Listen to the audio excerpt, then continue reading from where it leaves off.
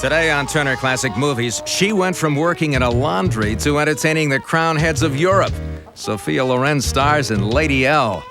Then, guess who's living it up in Fort Lauderdale during spring break? Elvis Presley stars in Girl Happy.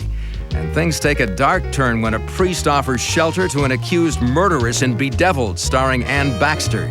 Turner Classic Movies presents 3 great films today.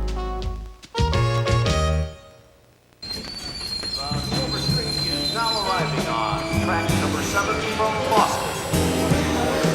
Attention all passengers, now boarding track 29, Greenwich. Track 29, Greenwich. Greenwich, track 29.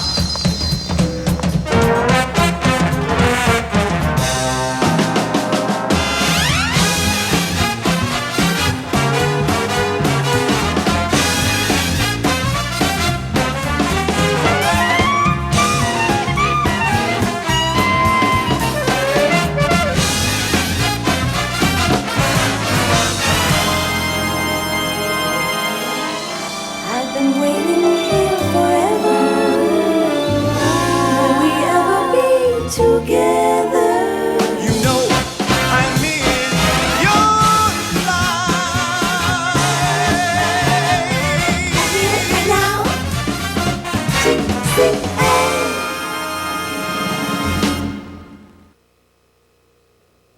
Tonight on Turner Classic Movies, Elvis Presley hits the beach in the 30th anniversary presentation of Girl Happy. Then Anne Baxter and Steve Forrest star in a gripping suspense thriller, Bedeviled. Followed by a musical version of the Cinderella story starring Leslie Caron, The Glass Slipper. Good things come in threes tonight here on Turner Classic Movies.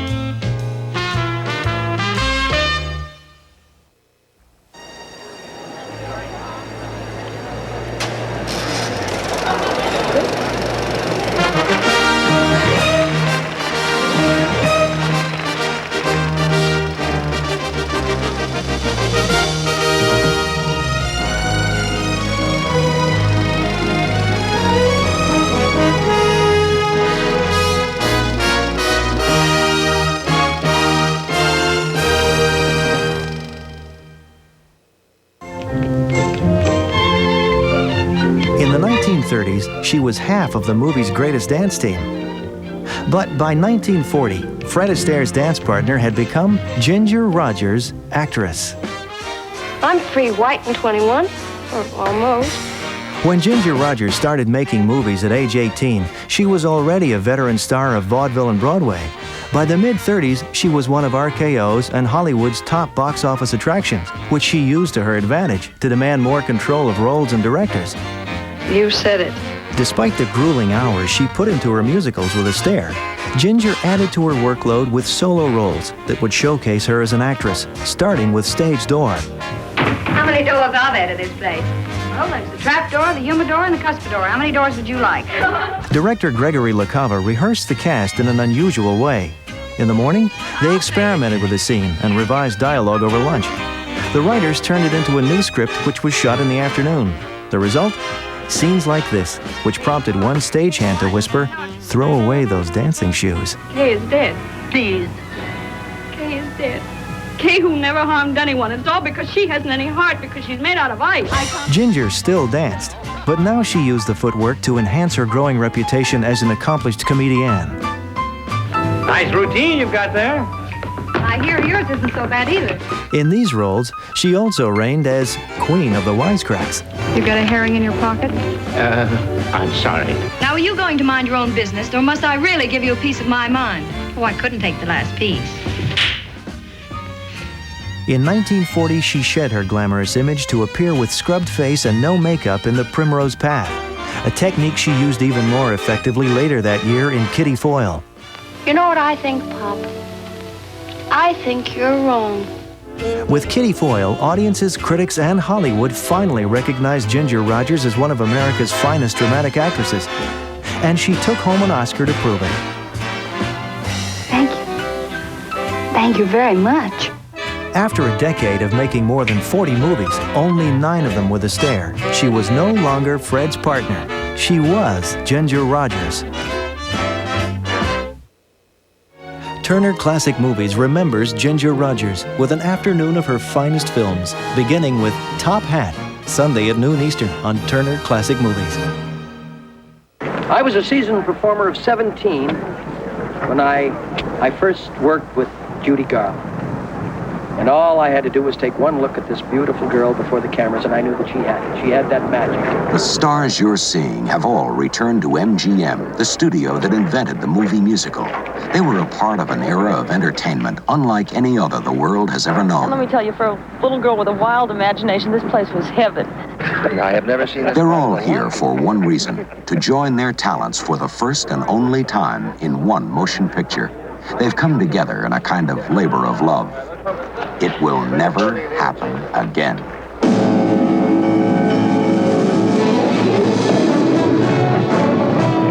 Metro-Goldwyn-Mayer, producers of the most magnificent movie musicals in all of Hollywood's history, proudly presents the greatest musical of them all. That's entertainment. With special appearances by Elizabeth Taylor, Fred Astaire, Gene Kelly, James Stewart, Debbie Reynolds, Mickey Rooney, Bing Crosby, Liza Minnelli, Donald O'Connor, Peter Lawford, Frank Sinatra, with Judy Garland, Jane Powell, Clark Gable, Katherine Grayson, Jean Harlow, Joan Crawford. Simply teeming with That's entertainment. It's more than a movie, it's a celebration.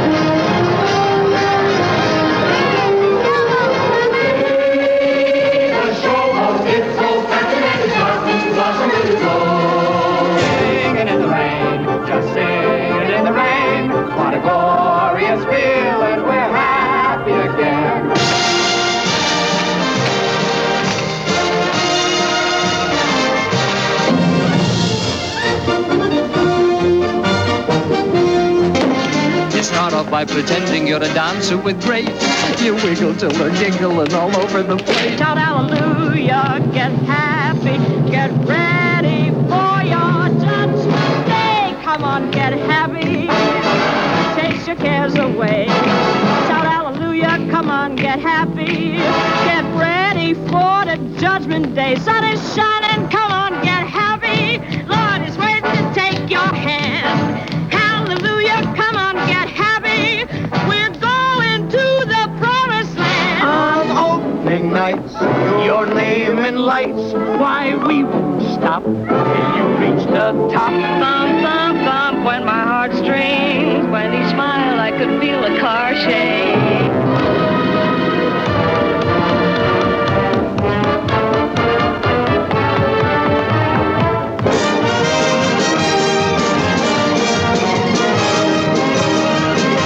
New York, the wonderful town. The Bronx is up and the Battery down.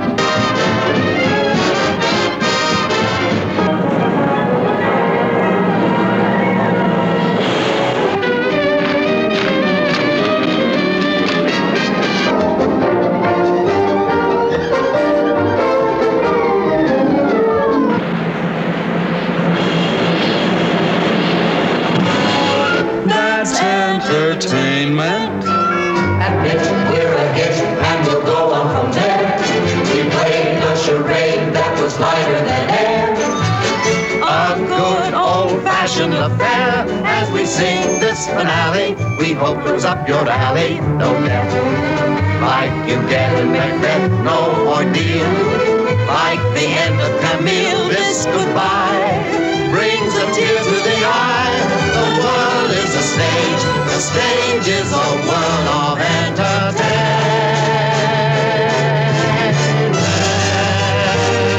You can wait around and hope, but I'll tell you, you'll never see the likes of this again. That's entertainment. Boy, do we need it now.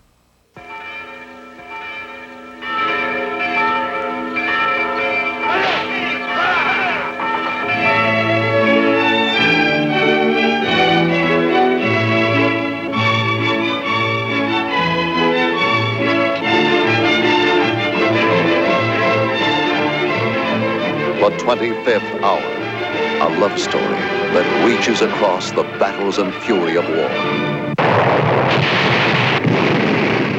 The Germans have just invaded Czechoslovakia. Anthony Quinn as a man pursued. Condemned, betrayed, almost destroyed. Marco, what am I doing here? Identification card. I have no card. Arrest him! You're lying! What's your mission? Verna Lisi as a woman from whom everything is taken by force. You lousy dog! He's alive!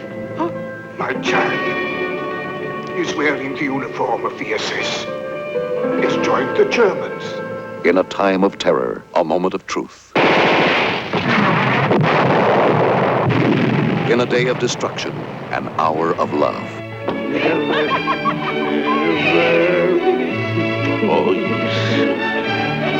The 25th hour.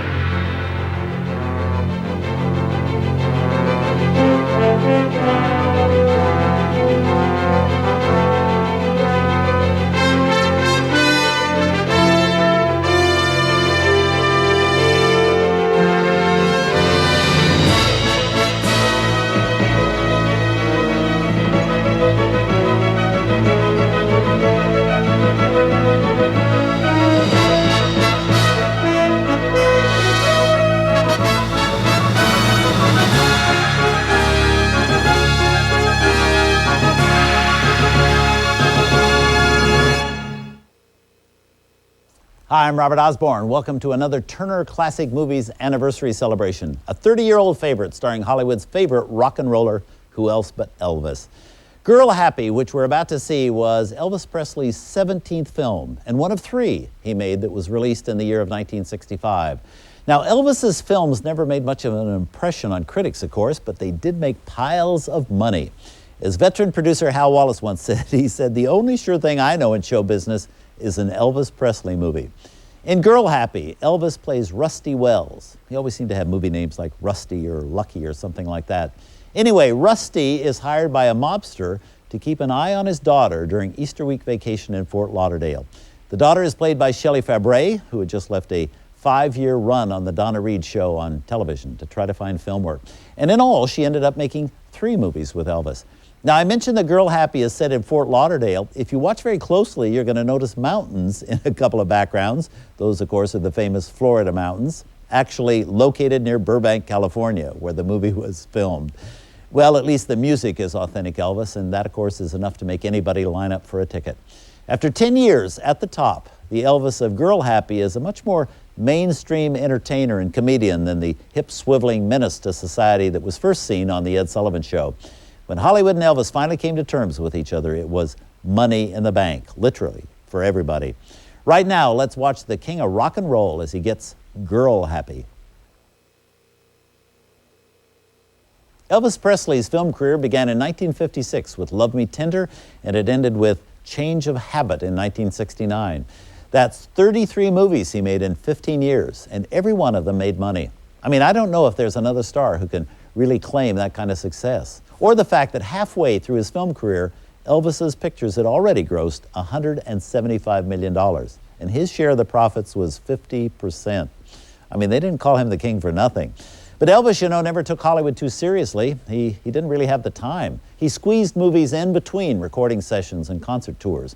So a picture like Girl Happy was typically shot in about 20 days. Sometimes it showed, of course, but that's also part of the fun of an Elvis Presley movie, then and now, some 30 years later. Stick around for another anniversary film we've got coming right up, Bedeviled, starring Anne Baxter. Tonight on Turner Classic Movies, we celebrate the 40th anniversary of 2 great films from 1955. First, Anne Baxter plays a murder suspect on the run who finds refuge with a priest in Bedeviled in Letterbox. And Leslie Caron stars in a lavish musical version of Cinderella, The Glass Slipper, followed by Red Skelton in one of his funniest comedies, The Yellow Cabman. All tonight here on Turner Classic Movies. Come one, come all, we're gonna have a ball. Just leave your cares and woes and let your troubles fall. You'll find a starry sky behind that cloud you're under. It's such a perfect time for one real wonders.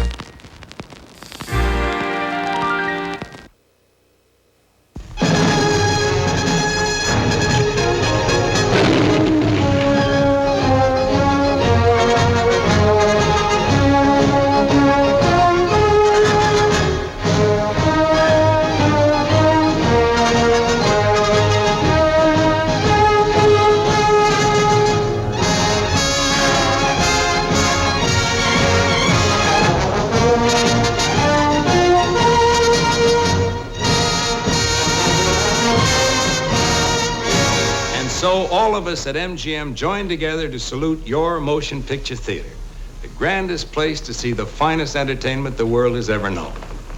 And more than that, your theater has played a very important part as a community center, as is evidenced by the many citations it has received for its fine work during national charity drives, sale of war bonds, and many other civic activities. And as fast as technical progress is made in Hollywood, whether it be new color, new sound, cinemascope, widescreen, or whatever, your motion picture theater brings it to you as quickly as possible to increase your comfort and your entertainment enjoyment in those theaters. So, we join together to salute all motion picture theaters everywhere. Now, I'd like to show you some of the wonderful films that MGM will present for the celebration. But first, I have a date with a very attractive young lady. I think you'd like to meet her. George. Oh, Esther. Well, why the costume? You said come as you are.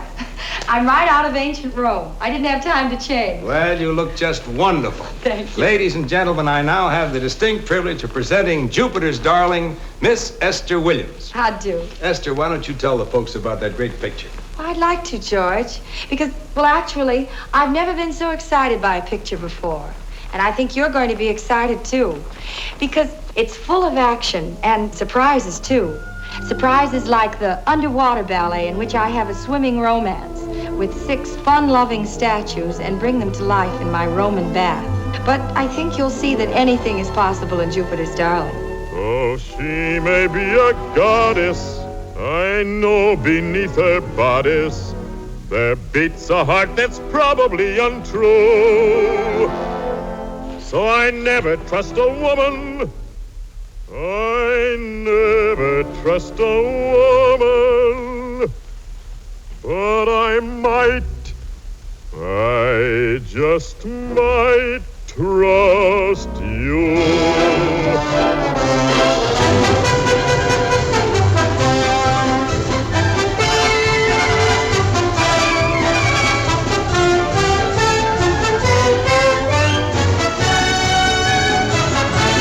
Jupiter's Darling, the big show of motion picture musicals. Now, from ancient Rome to modern Paris, for a romance that will leave you bedeviled.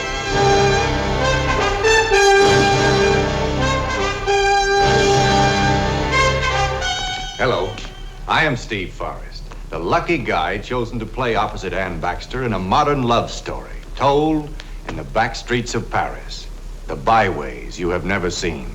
My heart, my soul, forget the day, let come what may, embrasse, embrasse, Gregory. I'm not brave anymore, I'm not even gonna try. I'm dead in my shoes and too stubborn to admit it.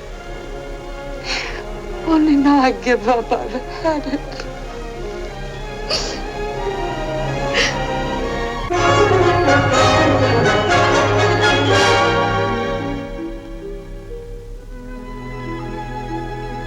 The girl with stars in her eyes, Leslie Caron.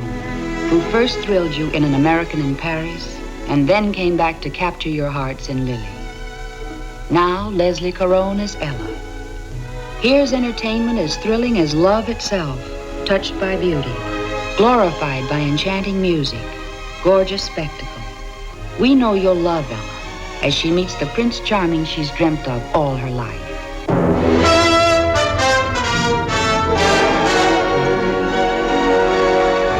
Not since the great Caruso have you seen a motion picture so filled with the world's favorite music, nor with a heartwarming love story to equal the true romance of Marjorie Lawrence and Dr. Tom King, as portrayed by Glenn Ford and Eleanor Parker. At the height of her happy success, a great career was interrupted. Through the love of her husband, Marjorie Lawrence discovered a new life, came back from obscurity to inspire the world. I want you to see one of my favorite scenes in the picture.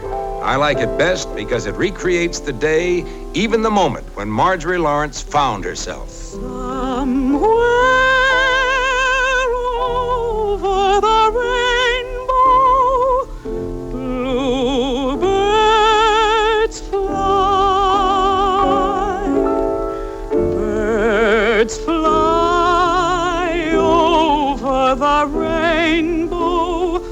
Why then, oh, why can't I? If happy little bluebirds fly beyond the rainbow, why, oh, why can't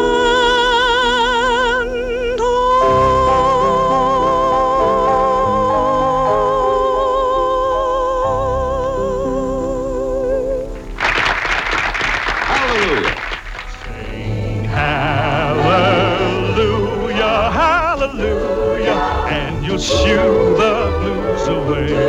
And here's to sue your hallelujah, gets you through the darkest day. Satan lies awaiting and creating skies of gray. Hallelujah, hallelujah, sing hallelujah, hallelujah, helps to shoo the clouds away.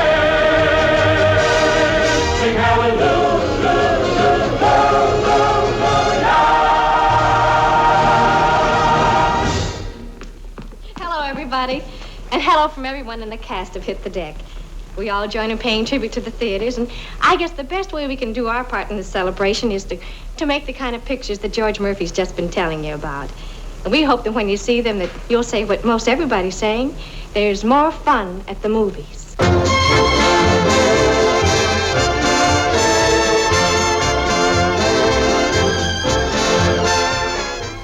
And there's more fun to come, for things are really humming out at the MGM studios. The big sound stages are crowded with exciting activity. Lights are blazing, cameras ready. All right, here we go. Quiet, please. Roll. Quiet, please. Turning. Action. Modern equipment and a crew of specialists perfectly synchronized as they capture, on film, a big moment in the story of The King's Thief. That's Ann Blythe and David Niven on your left.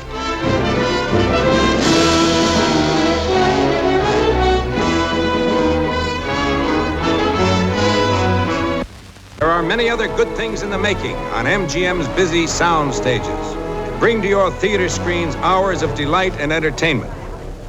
Another stage, another set, and more exciting action as the director and his aides prepare to film a scene for Love Me or Leave Me, the dramatic musical starring Doris Day and James Cagney, with Doris as the glamorous and beautiful Ruth Etting, the singing sweetheart of the roaring 20s, portrayed by the singing sweetheart of today. Let's listen in. Say, what's with you and this fellow, Marty? He seemed to bother you at the conference. He don't bother me one bit. He ain't important enough to bother me. I just don't like him. He's a four-flusher, just like all the rest of them. Do you know how long it took me to get his number? Just about 1 minute. And I let him know it, too. Did you see the expression on his face when I told him his last 3 pictures were stinkeroos? I really let him have it, didn't I, Barney? That's the only way with those phonies. You gotta let them know who you are. Who are you, Marty? What do you mean? What can you do? What have you accomplished? Have you done one successful thing on your own? Can you produce a picture? Just who do you think you are?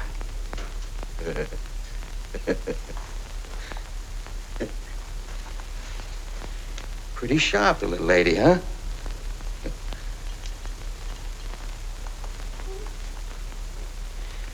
Whoever I am, kiddo, I'm what makes you tick. And don't you ever forget that. Stay on the right side, sister, stay on the right side. Sister, stay on the right side of the road. Look out for old man Satan, he's on the wrong side. Wait and keep on the bright side of the road. Once you let the devil take your hand, you'll never get to Hallelujah Land. I see a great day dawning, you better heed my warning. Stay on the bright side of the road. Once you let the devil take your hand, you'll never get to Hallelujah Land. I see a great day dawning, you better heed my warning. Stay on the right side of the road. Stay on the right side, stay on the right side, stay on the right side of the road. Moonfleet, the extraordinary story of a bold adventurer involved with a strangely contrasting triangle of women. The scheming one, as wicked as her lover, the native beauty who knew his secret, and the exotic gypsy girl who sets the emotions aflame.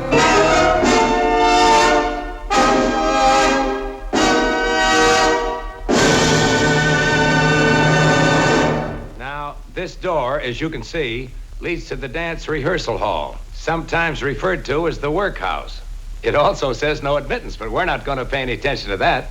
If you'll be very quiet, I think we can slip inside, and with good luck, we may be able to catch Gene Kelly and Sid Charisse in a dress rehearsal for a number for their new picture, It's Always Fair Weather. Let's go in and see them, shall we?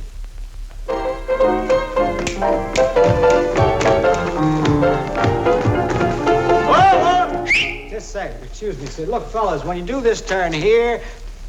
Hey, look who's here, Murph. Come on in. Gene, how are you? Glad to see you. Hello, Sid. Nice How to are see you? you.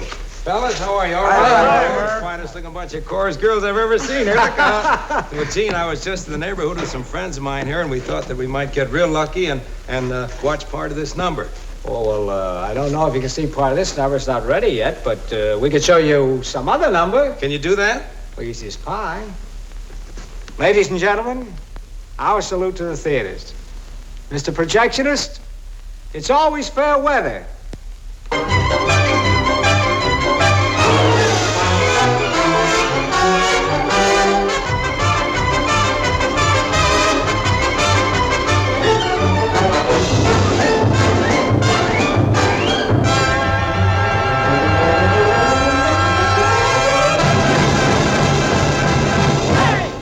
Yes, I'm sure you're going to enjoy It's Always Fair Weather. Just another bit of evidence that when MGM makes a musical picture, it's always tops in entertainment. And there's something else that we believe. Great books always make great pictures. And in keeping with that belief, here are some of the novels that we're going to bring to the screen for your entertainment. First of all, Blackboard Jungle by Evan Hunter. This exciting book, which created so much comment, will come to the screen as a powerful drama that will shock you with its honesty and impact. The cast will be headed by Glenn Ford, Anne Francis, Louis Calhern, and Margaret Hayes. And then there's Bawani Junction. MGM will go exactly halfway around the world in order to photograph this novel in its authentic and proper setting. And the cast of this picture will be headed by Ava Gardner and Stuart Granger.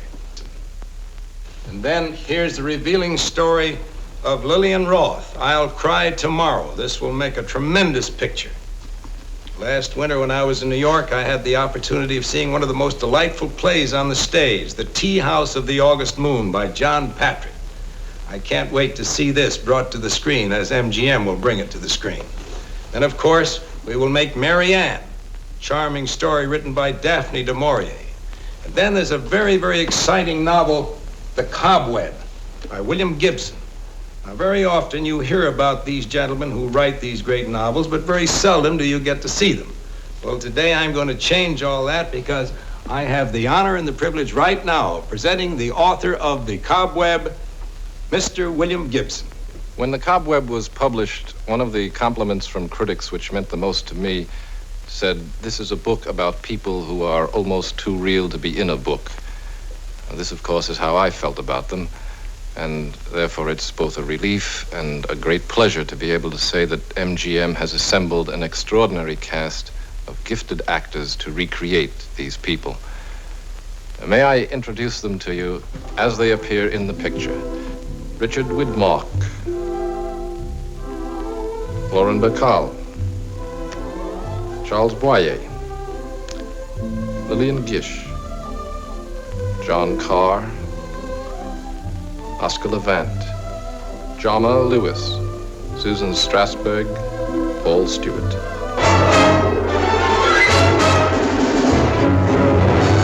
The High Priestess of Astarte, Goddess of Love, a role portrayed by Lana Turner, to be remembered for years to come. In all biblical history, no pagan worship was as shameless as that of Baal and Astarte, gods of the flesh.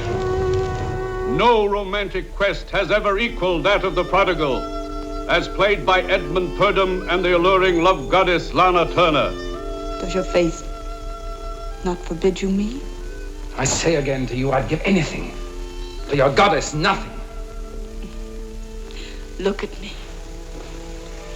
And know that whatever you give my goddess is nothing compared to what you will receive in return. Oh, Micah. The ever-wonderful parable of the prodigal son now comes to the screen as more than a motion picture. It's an event you'll long remember.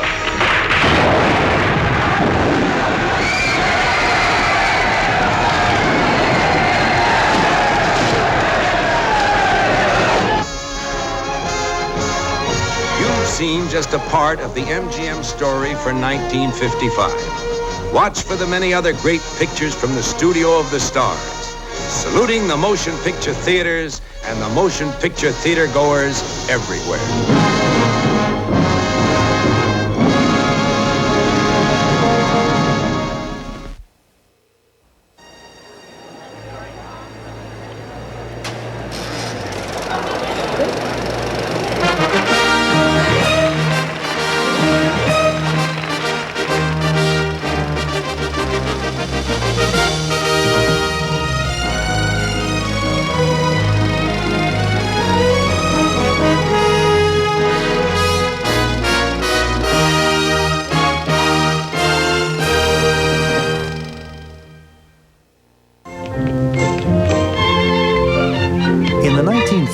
She was half of the movie's greatest dance team. But by 1940, Fred Astaire's dance partner had become Ginger Rogers, actress. I'm free, white, and 21, or almost. When Ginger Rogers started making movies at age 18, she was already a veteran star of vaudeville and Broadway. By the mid-30s, she was one of RKO's and Hollywood's top box office attractions, which she used to her advantage to demand more control of roles and directors. You said it. Despite the grueling hours she put into her musicals with Astaire, Ginger added to her workload with solo roles that would showcase her as an actress, starting with Stage Door. How many doors are there to this place? Well, there's the trap door, the humidor, and the cuspidor. How many doors would you like? Director Gregory LaCava rehearsed the cast in an unusual way. In the morning, they experimented with the scene and revised dialogue over lunch. The writers turned it into a new script which was shot in the afternoon. The result? Scenes like this, which prompted one stagehand to whisper, "Throw away those dancing shoes." Kay is dead. Please. Kay is dead. Kay, who never harmed anyone. It's all because she hasn't any heart, because she's made out of ice. Ginger still danced, but now she used the footwork to enhance her growing reputation as an accomplished comedienne. Nice routine you've got there. I hear yours isn't so bad either. In these roles, she also reigned as Queen of the Wisecracks. You got a herring in your pocket? I'm sorry. Now, are you going to mind your own business, or must I really give you a piece of my mind? Oh, I couldn't take the last piece. In 1940, she shed her glamorous image to appear with scrubbed face and no makeup in The Primrose Path, a technique she used even more effectively later that year in Kitty Foyle. You know what I think, Pop? I think you're wrong. With Kitty Foyle, audiences, critics, and Hollywood finally recognized Ginger Rogers as one of America's finest dramatic actresses. And she took home an Oscar to prove it. Thank you. Thank you very much. After a decade of making more than 40 movies, only 9 of them with a stare, she was no longer Fred's partner. She was Ginger Rogers. Turner Classic Movies remembers Ginger Rogers with an afternoon of her finest films, beginning with Top Hat, Sunday at noon Eastern on Turner Classic Movies.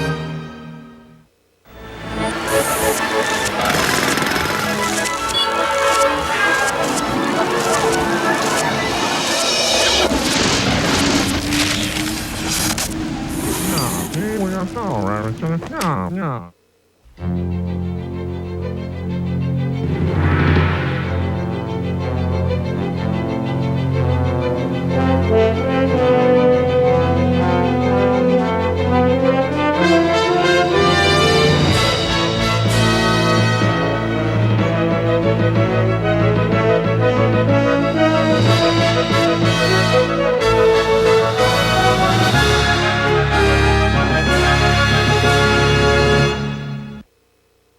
Hi, I'm Robert Osborne.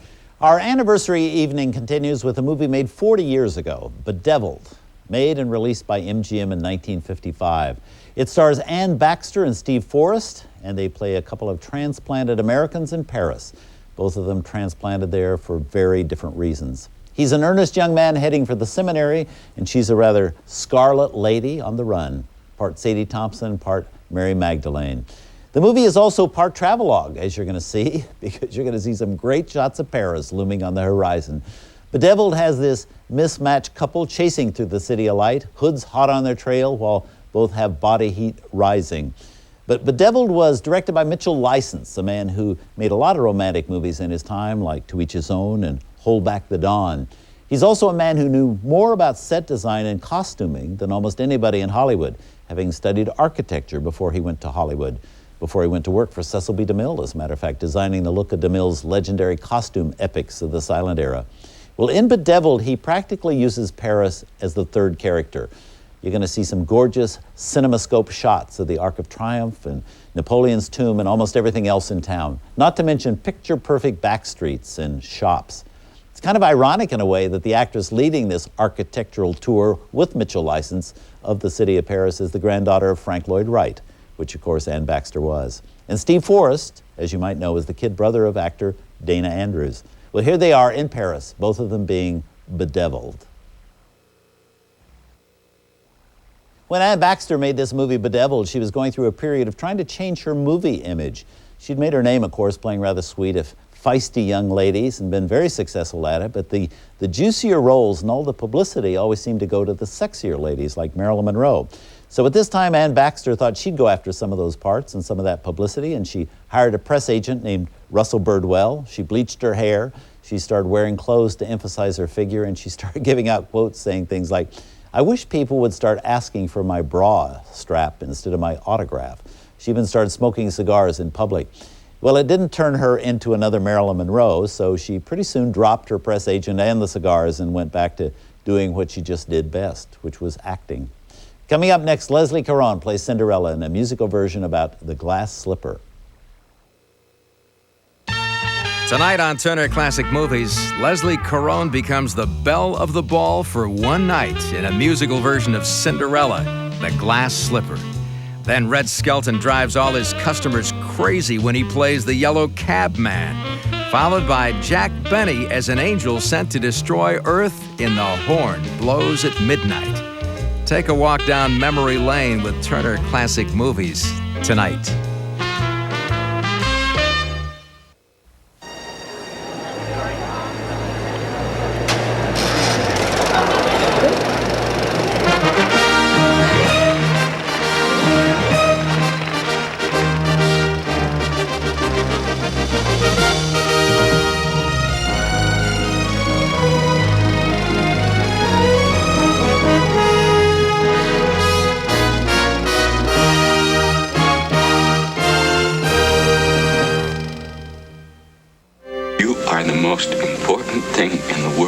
Eddie. You're not so tough without a gang to back you up, are you, West? But you were tough that night in the alley, weren't you?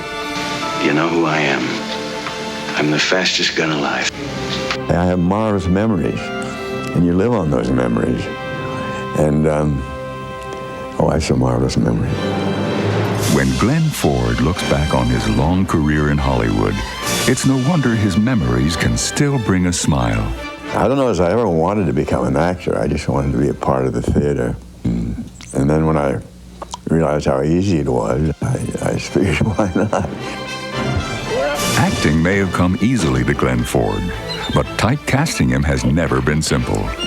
His remarkable ability to portray so many different characters won him the respect of both his peers and audiences, beginning in the early 1940s and continuing through today. You are permitted to be a criminal's lawyer, but you are not permitted to be a criminal. Ford's chameleon-like persona developed in high school in Santa Monica, California.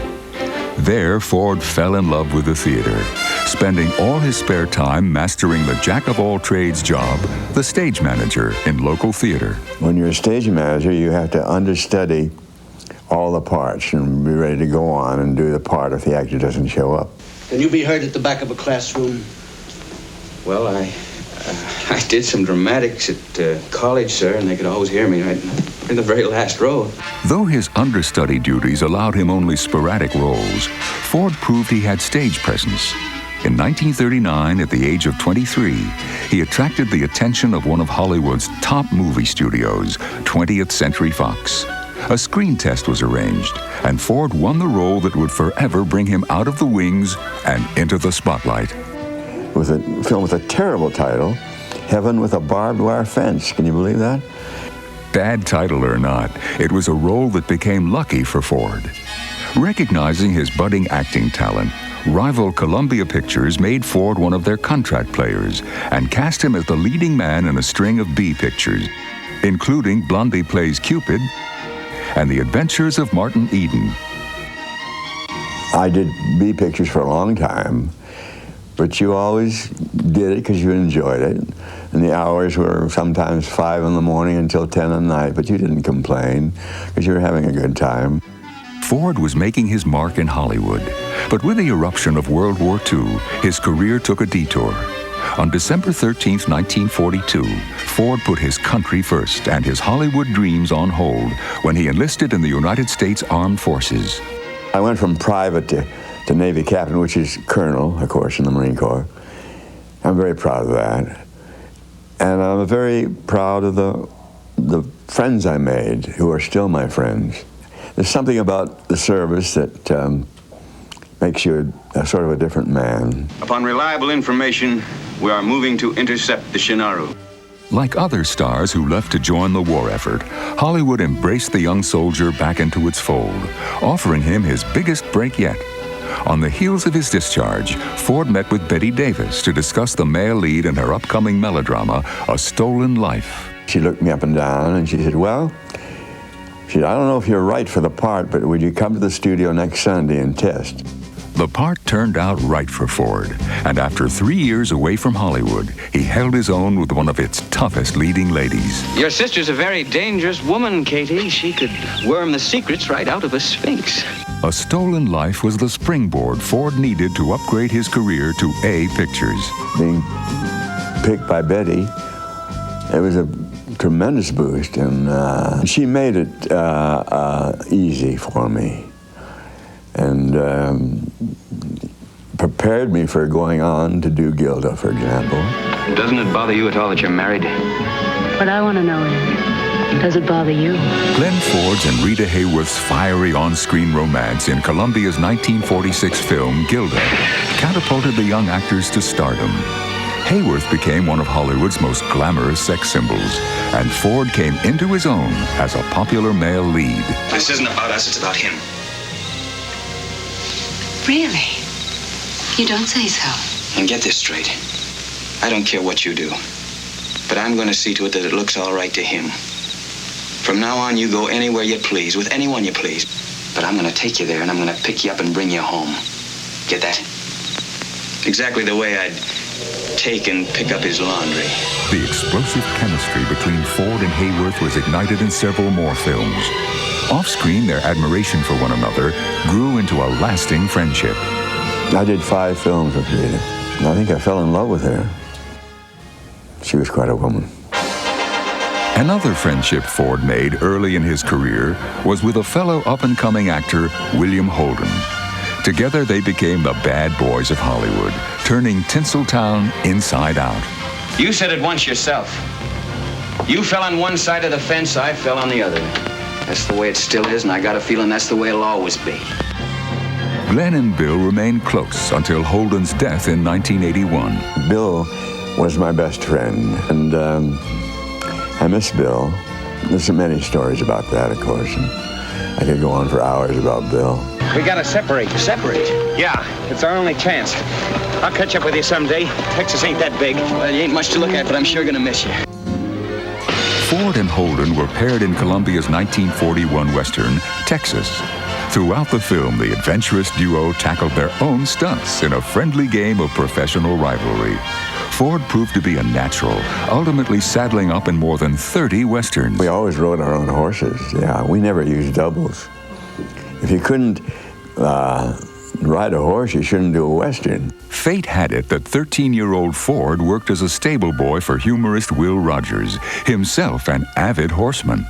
I remember Mr. Rogers saying to me, "Kid, you like horses?" And I said, "I do, yes, sir."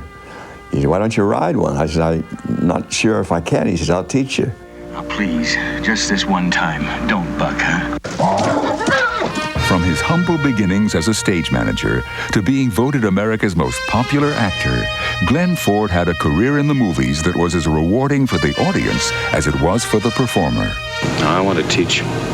Well, most of us want to do something creative. I can't be a painter, or a writer, or an engineer, but I thought that if I could help to shape young minds.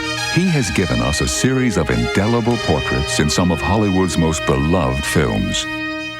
There's one other thing, but it's about sex. Go ahead. I can stand it. It comes to me that we ain't exactly the smartest cowboys that ever lived. All right, you drop it anytime you like.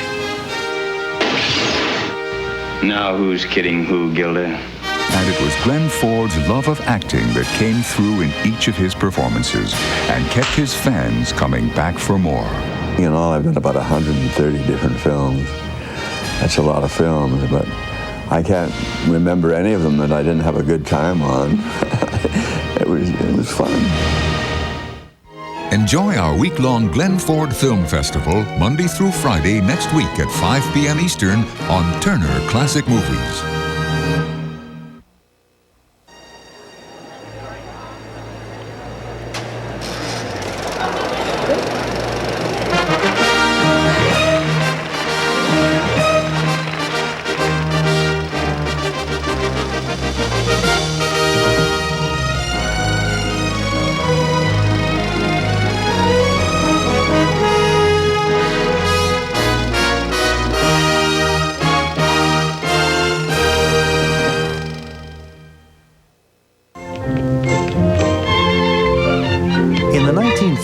She was half of the movie's greatest dance team. But by 1940, Fred Astaire's dance partner had become Ginger Rogers, actress. I'm free white and 21, or almost. When Ginger Rogers started making movies at age 18, she was already a veteran star of vaudeville and Broadway. By the mid-30s, she was one of RKO's and Hollywood's top box office attractions, which she used to her advantage to demand more control of roles and directors. You said it. Despite the grueling hours she put into her musicals with Astaire, Ginger added to her workload with solo roles that would showcase her as an actress, starting with Stage Door. How many doors are there to this place? Well, there's the trap door, the humidor, and the cuspidor. How many doors would you like? Director Gregory LaCava rehearsed the cast in an unusual way. In the morning, they experimented with the scene and revised dialogue over lunch. The writers turned it into a new script which was shot in the afternoon. The result? Scenes like this, which prompted one stagehand to whisper, "Throw away those dancing shoes." Kay is dead. Please. Kay is dead. Kay who never harmed anyone. It's all because she hasn't any heart, because she's made out of ice. Ginger still danced, but now she used the footwork to enhance her growing reputation as an accomplished comedian. Nice routine you've got there. I hear yours isn't so bad either. In these roles, she also reigned as Queen of the Wisecracks. You got a herring in your pocket? I'm sorry. Now, are you going to mind your own business, or must I really give you a piece of my mind? Oh, I couldn't take the last piece. In 1940, she shed her glamorous image to appear with scrubbed face and no makeup in The Primrose Path, a technique she used even more effectively later that year in Kitty Foyle. You know what I think, Pop? I think you're wrong. With Kitty Foyle, audiences, critics, and Hollywood finally recognized Ginger Rogers as one of America's finest dramatic actresses. And she took home an Oscar to prove it. Thank you. Thank you very much. After a decade of making more than 40 movies, only 9 of them with a stare, she was no longer Fred's partner. She was Ginger Rogers. Turner Classic Movies remembers Ginger Rogers with an afternoon of her finest films, beginning with Top Hat, Sunday at noon Eastern on Turner Classic Movies. Come one, come all, we're gonna have a ball. Just leave your cares and woes and let your troubles fall. You'll find a starry sky behind that cloud you're under. It's such a perfect time for one real wonder.